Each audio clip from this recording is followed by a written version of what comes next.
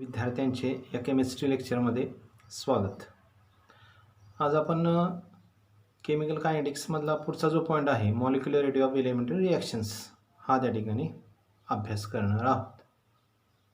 याच्यामध्ये आपण 4 ते 5 पॉईंट्स अभ्यास करणार आहोत. त्याच्यामध्ये first point elementary reactions, simply definitions of elementary reactions and at least 2 examples of each of elementary reaction. दुसरा पॉईंट आहे मॉलिक्युलरिटी ऑफ रिॲक्शन. त्याच्यानंतर तिसरा पॉईंट असेल relation between order and molecularity of elementary reactions. Next rate determining step. Next reaction intermediate. And second last distinction between order and molecularity of reaction. And lastly आपण त्यावरती जे example आहे एक example त्या ठिकाणी पाहणार आहोत. तर स्टार्टिंगला आपण त्या ठिकाणी याच्यामध्ये जे कन्सेप्ट आहे ते कन्सेप्ट एक त्या ठिकाणी पाहणार आहोत. तर त्याच्यामधला पहिला कन्सेप्ट असेल तो एलिमेंटरी रिॲक्शन. आपल्या स्क्रीनवरती एक एक्झाम्पल आहे, त्या एक्झाम्पलनुसार आपण त्या ठिकाणी एलिमेंटरी रिॲक्शनची डेफिनेशन असेल किंवा कन्सेप्ट त्या ठिकाणी पहा. त्या ठिकाणी पहिलं एक्झाम्पल आहे O3 gas, it gives O2 gas plus O gas. दुसरा आहे example C2H5 gas, ethyl iodide, it gives C2H4 gas plus HI gas. या ठिकाणी दुसऱ्या एक्झाम्पलमध्ये C2H5Iचं त्या ठिकाणी डिसोसिएशन होऊन त्या ठिकाणी इथिन गॅस आणि हायड्रोजन आयोडाइड गॅस त्या ठिकाणी फॉर्म झाले. मग याच्यामध्ये एलिमेंटरी रिॲक्शन्स कशा? We first see definition. The reactions which proceed in a single step and cannot be broken down further into simpler reactions are termed as elementary reactions. तर या रिॲक्शनमध्ये जर आपण पाहिलं तर त्या ठिकाणी O3 gas, it gives O2 gas plus O gas he reaction एका स्टेपमध्येच proceed होते. किंवा दुसरी रिॲक्शन जर पाहिली तर त्या ठिकाणी ethyl iodide gets converted into ethylene and hydrogen iodide ही सुद्धा रिॲक्शन त्या ठिकाणी फक्त एका स्टेपमध्ये प्रोसीड होते, म्हणून त्या रिॲक्शन्सला त्या ठिकाणी एलिमेंटरी रिॲक्शन्स असं म्हटलेलं आहे. Simply the reactions which are proceed in only one step and cannot be broken down further into simpler reactions are term as elementary reactions. यानंतर molecularity of reactions. So simply definition of molecularity of reactions, the number of reactant molecules takes part in a chemical reactions. आपण ही जे दोन elementary रिॲक्शनची example पाहिलेले आहेत तर ते जर example जर आपण ऑब्झर्व केली तर त्या ठिकाणी O3 gas, it gives O2 gas plus O gas आणि दुसरा आहे ethyl iodide gives ethylene plus hydrogen iodide. तर त्या ठिकाणी रिॲक्टंट साईडला जर आपण त्या ठिकाणी ऑब्झर्वेशन केलं तर त्याच्यामध्ये O3चा एकच त्या ठिकाणी मॉलिक्यूल आहे आणि दुसऱ्या रिॲक्शनमध्ये इथिल आयोडाइडचा एकच मॉलिक्यूल आहे. म्हणून या रिॲक्शन्सला त्या ठिकाणी किंवा या रिॲक्शनची मॉलिक्युलरिटी झाली त्या ठिकाणी 1 किंवा या रिॲक्शन्सला युनिमॉलिक्युलर रिॲक्शन्स असं म्हटलं जातं. आता याचे दुसरे काय एक्झाम्पल्स आहेत आपण त्या ठिकाणी पाहणार आहोत. तुमच्या स्क्रीनवरती एक्झाम्पल्स आहेत पहा. त्या ठिकाणी O3 gas plus O gas, it gives twice O2 gas. And second reaction twice NO2 nitrogen dioxide gas, it gives twice NO nitrous oxide gas plus oxygen or O2 gas.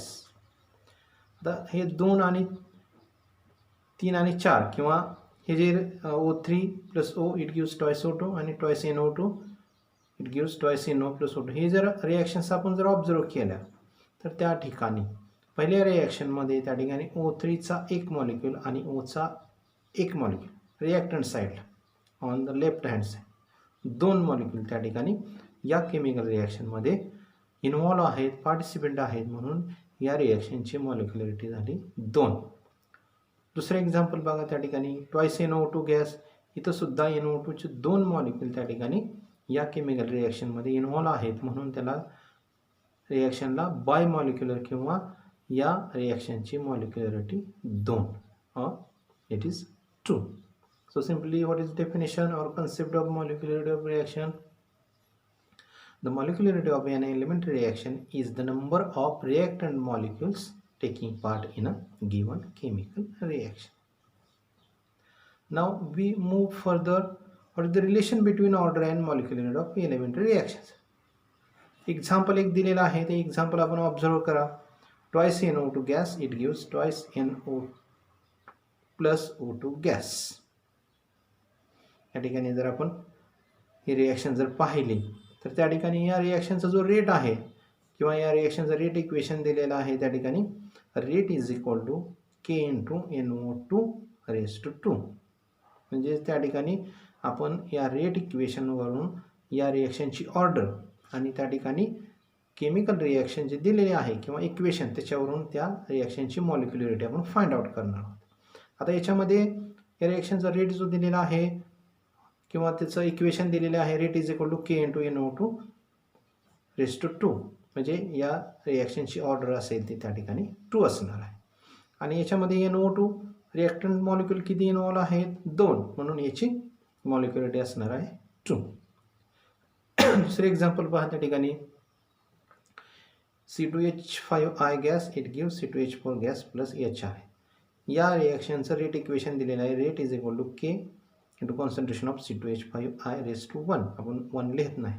म्हणजे त्या ठिकाणी पाहिलं या रिॲक्शनचा rate जो depend आहे तो C2H5Iच्या कॉन्सन्ट्रेशनवरती. म्हणजेच या रिॲक्शनची ऑर्डर असणार आहे फर्स्ट.